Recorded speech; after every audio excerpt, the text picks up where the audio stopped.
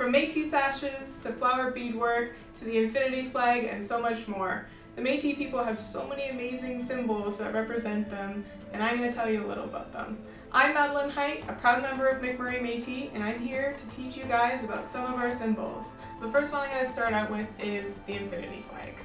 Some of you guys will know that there's often a red flag and a blue flag used.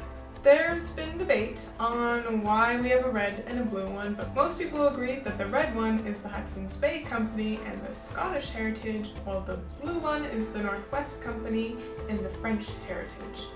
The reason why there were two different base flags was because back in the day, whatever material they could get their hand on, as long as they could paint on that really well-known white infinity symbol, they chose whatever fabric they had most abundant at the time. The white infinity symbol is actually really important to Métis heritage because it means a couple different things. The Métis people are genuinely half Indigenous First Nations and half European. The infinity symbol is the combination of both of the heritages. It's your Indigenous and your European in one. It also represents the infinite river that the Métis people call home, because we're often known as the river people who traveled in the rivers on canoes, on scows, to transport furs and stuff to other locations all across Canada.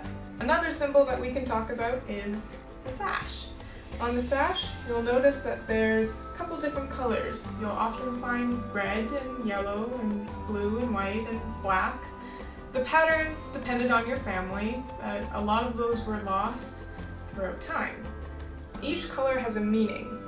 The red represents the blood of the Métis people that has been shed over time from all the different wars and oppressions that we went through. The next color is blue. It represents the depth of the Métis spirit.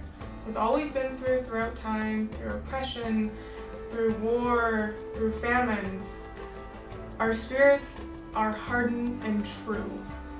That's what the blue represents. The next color we can look at is green. It represents the fertility of our nation and our connection to the land. So the Métis people are often a very spiritual people. So we are really connected to the land in many different ways, through harvesting, through gathering and medicines. So that is what green represents. White represents our connection to the Creator, or God to some people.